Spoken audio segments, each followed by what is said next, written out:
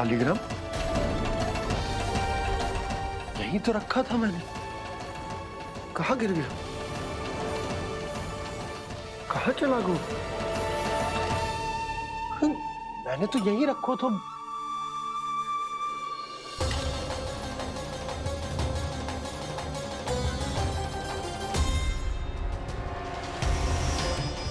कान्हा, तू यहाँ क्या कर रहा है? शालिग्राम देखो तूने?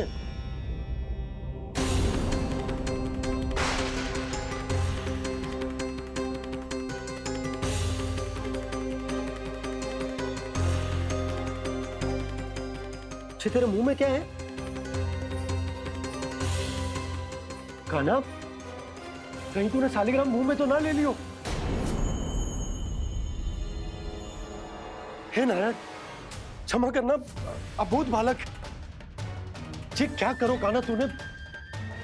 बाहर निकाल शालिग्राम। लल्ला, जी अनुचित है।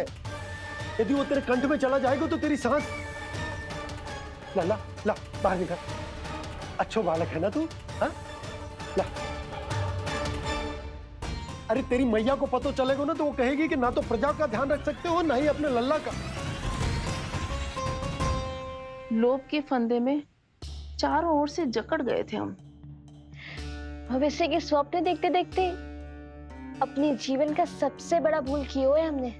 यशोदा और नंद भैया ने आप सबको समझाने का कितना प्रयास किया था, और यहाँ तक कि छोटे कान्हा ने भी हमें कितना समझाया, लेकिन हमने उस दुष्ट व्यापारी को अपना सारा वचन दे दिया। मुझे तो सबसे पहले अपने घर में बिठा कर ही समझाया था उन दोनों ने। कही थी कि कोई किसी भी वस्तु का दुगना मूल्य क्यों देगा, पर मैंने उनकी एक भी ना सुनी। आप ही बताओ रोहिणी जी, अब किस मुंह से क्षमा मांगूंगी मैं जशोदा जी से? क्षमा मांगने की कोई आवश्यकता नहीं।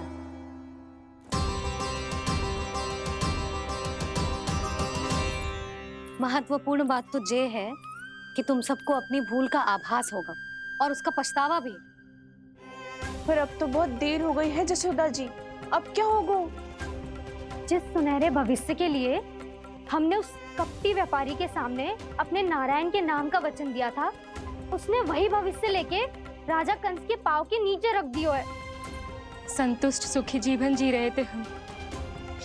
बछड़ों को उनके भाग का दूध मिलता था। हमारे बच्चे जितना चाहे दूध दही माखन खाते थे। अब उनके मुंह का निवाला छीनकर उस दुष्ट कंस को देना पड़ेगा चिच्ची। ना, नारायण की कृपा से तेरी जसोदा जिज्जी के पास गैयों की कमी ना है। मैं अपने घर का सारा गोधन पूरे गांव के साथ बांटूंगी। किसी भी बालक के मुंह से निवाला ना छिने को। नारायण की कृपा से गोकुल का एक भी प्राणी वंचित ना रहेगा। हाँ नहीं तो देख कान्हा, बाबा का कहना मान ले। कान्हा, तुझे नारायण की सौगंध है, वो शालिग्राम मुझे दे दे।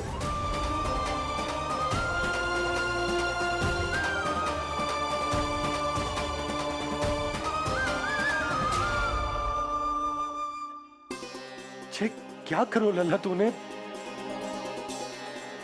ऐसे भी कोई कर तो है क्या लल्ला? मैं पहले से ही तुझे लेकर कितना चिंतित हूं। अच्छा पता है तुझे? क्षमा करना प्रभु।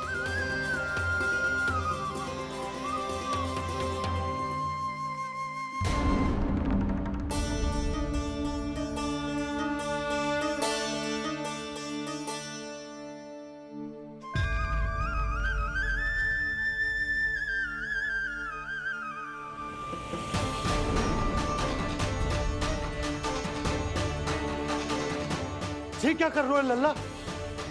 नारायण की मूर्ति कहाँ गई?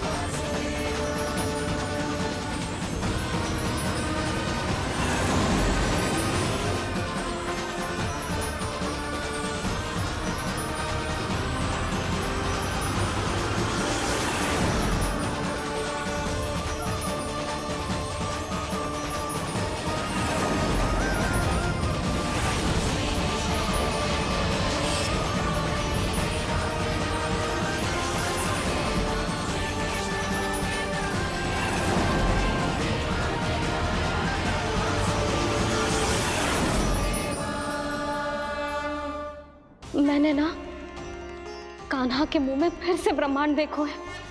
मैंने तो ये भी देखो कि श्री नारायण गोकुल में हर स्थान पे है, जहां देखो वही नारायण। जिनके मुख में त्रिभुवन है, जो सारी सृष्टि का संचालन करते, मैं उन्हीं की चिंता कर रहा था।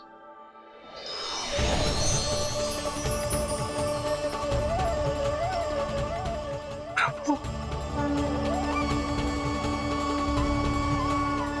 प्रभु, बाहर भी आप हैं और भीतर भी।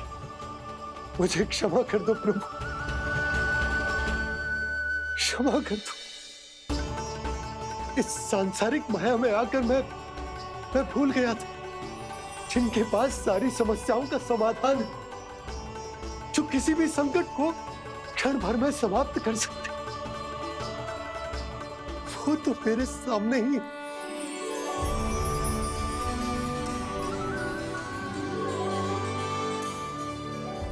समस्या कैसी भी क्यों ना हो, चिंता समाधान नहीं, बाधा होती है। इसलिए चिंता मत कीजिए बाबा। मैं तो सदैव ही कहता हूं, मनुष्य को कठिन से कठिन परिस्थिति में भी चिंता से दूर ही रहना चाहिए। यदि व्यक्ति अपना सारा ध्यान अपने कर्मों को पूरा करने पर लगाए, तो वो बड़े से बड़े संकट का सामना भी सहज ही कर सकता है। और वैसे भी मेरी पूजा वही करते हैं जिन्हें मेरे अस्तित्व पर विश्वास है। इसीलिए उन्हें भी ये विश्वास अवश्य रखना चाहिए कि मैं अपने भक्तों का साथ अवश्य देता हूं, सदैव, हर परिस्थिति में।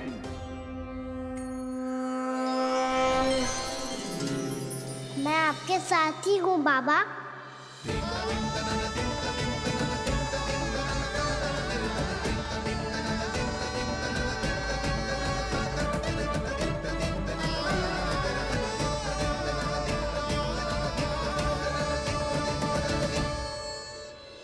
जीवन भर उसके साथ व्यापार करने को वचन दियो है, उसका क्या जशोदा? और उस दुष्ट कंस और उसके व्यापारी ने जो समस्या उत्पन्न की, उसका क्या? समस्या है तो समाधान भी हो गई। मैंने तो कही थी ना मौसी, जो हमारे समझ में ना आए उस समाधान का दायित्व भगवान नारायण पर छोड़ देना चाहिए।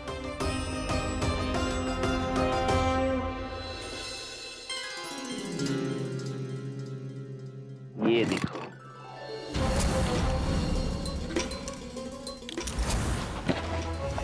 ये आभूषण, मोती, ये स्वर्ण उपहार में देने का सामर्थ्य किसके पास होगा?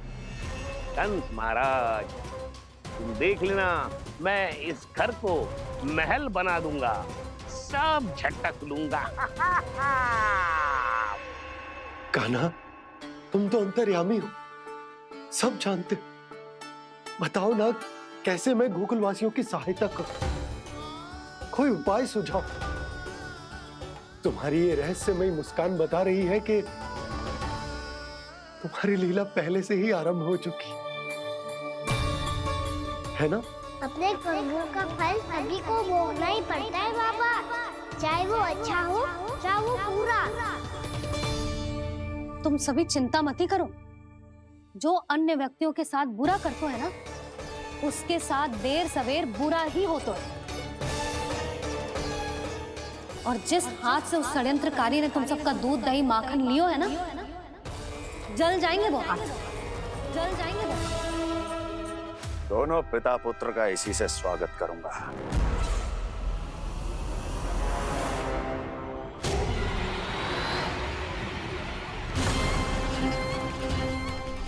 अचानक गदा में ताप कैसा?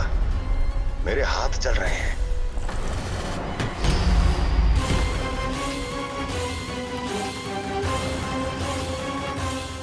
और वो व्यापारी जो तुम सबके शांत जीवन में भूचाल बन के आओ है, स्वयं शांति से थोड़े ना बैठ पाएगा। अरे उसके जीवन में उस षड्यंत्र से बहुत अधिक भयंकर भूचाल आएगा।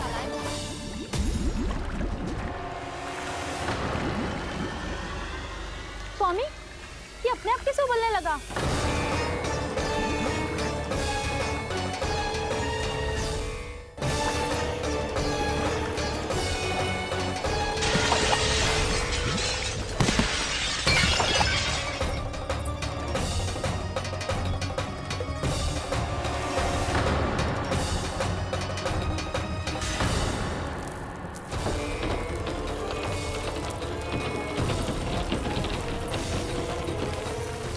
स्वामी, आप इस घर को महल बनाने का स्वप्न देख रहे थे, लेकिन ये खंडर बन गया।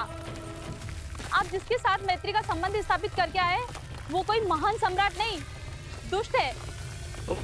दुष्ट? उस व्यापारी ने दुष्ट कंस के साथ मिलकर भोले भाले गांव वालों का भोजन छीनो है ना। देखना उन दोनों के भोजन में कीड़े पड़ेंगे।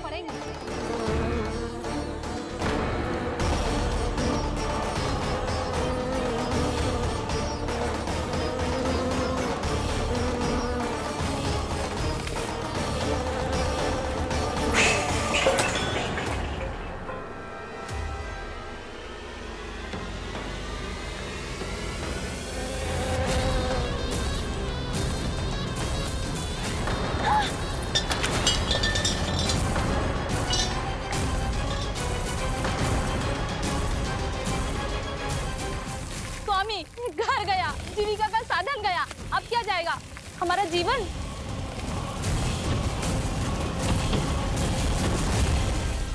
महाराज कंस का उपहार, आभूषण वाला संदूक। उन दोनों ने मिलकर तुम सबका दूध, दही, माखन, सच्चा धन छीनने का प्रयास करो है ना।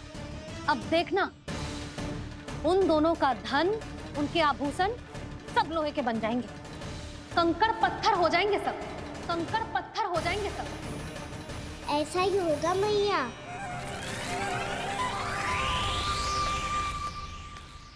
मेरे ग्राहक? लेकिन स्वामी, ये इतने क्रोध में क्यों दिखाई दे रहे हैं?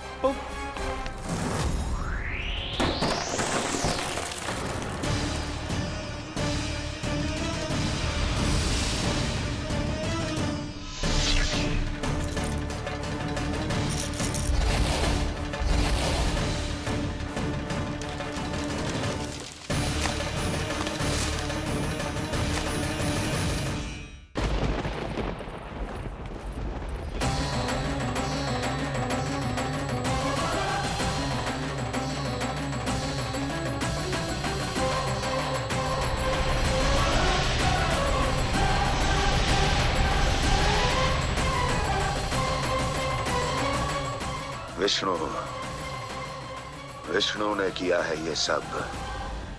कंस ने जो किया है उसका दंड वो अवश्य भोगेगा, उसका दंड वो अवश्य भोगेगा, दंड वो अवश्य भोगेगा। किसने कहा ये? किसने कहा ये? किसने कहा? मैंने पूछा किसने कहा ये? तुम जिसे ढूंढ रहे हो वो मैं हूँ, विष्णु अवतार। क्या चाहता है तू? तुम्हारे युद्ध मुझसे था कंस, और मेरे भोले भाले भक्तों को अपने जाल में फंसाकर तुमने सारी सीमाएं पार कर दी। अब जब तक तुम गोकुल के ग्वालों को अनुचित प्रकार के अत्याचार से मुक्त नहीं कर देते, तुम्हारा और अन्य सभी षड्यंत्रकारियों का सामर्थ्य, वैभव, बल सब कुछ नष्ट होता चली जाएगा, और तब तक अपने पूर्व रूप में वापस नहीं आएगा जब तक तुम उन निर्दोषों को जीवन यापन का अधिकार लौटा नहीं देते।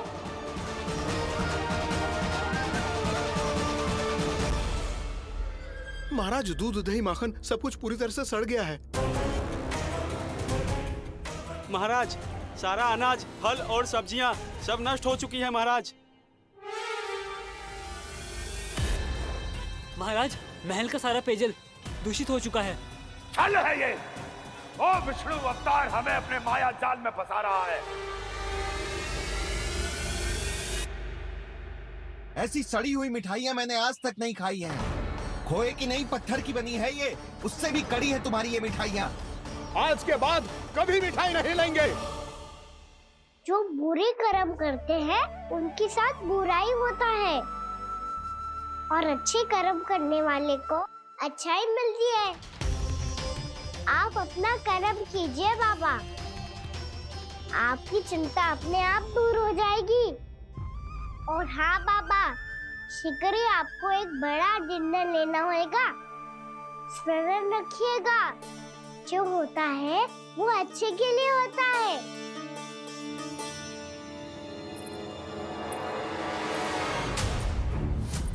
बाबा मैया आ रही है, क्या करूं?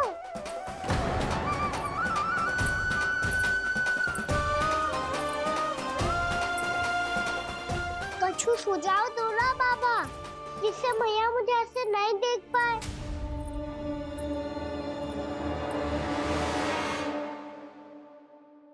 सुनो जी,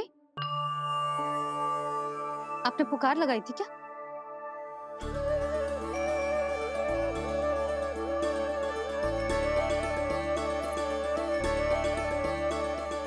तुम मुस्कुरा क्यों रहे हो?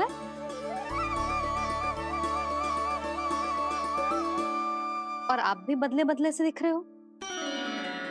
पूजा करके तनिक शांति मिली ना?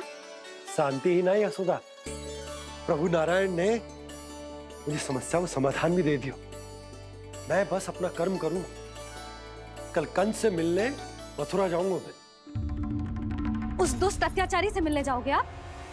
ना ना, मैं आपको उससे मिलने ना दूंगी।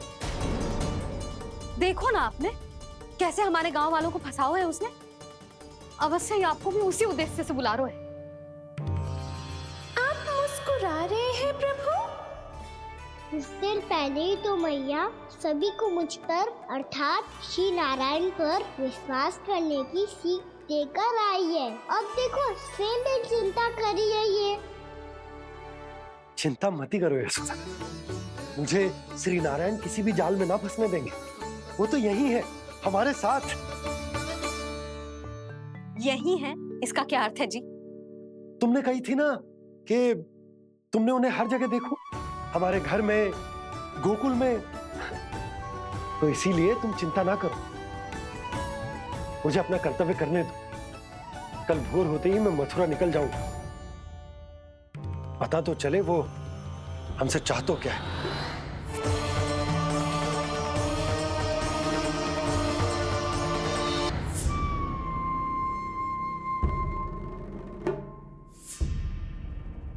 हम ऐसे भूखे प्यासे कब तक रह पाएंगे? कंठ सूख रहा है, जठराग्नि मेरे उदर को जला रही है। अन्न और जल के बिना यदि एक भी दिन और रहना पड़ गया तो मेरे तो प्राण ही निकल जाएंगे। महाराज कंस जिस विचारधारा पे विश्वास रखते थे उसे ही भूल गए हैं। वो ये भूल गए हैं कि युद्ध करने के लिए और उसे पराजित करके स्वयं विजयी होने के लिए स्वयं जीवित रहना आवश्यक होता है।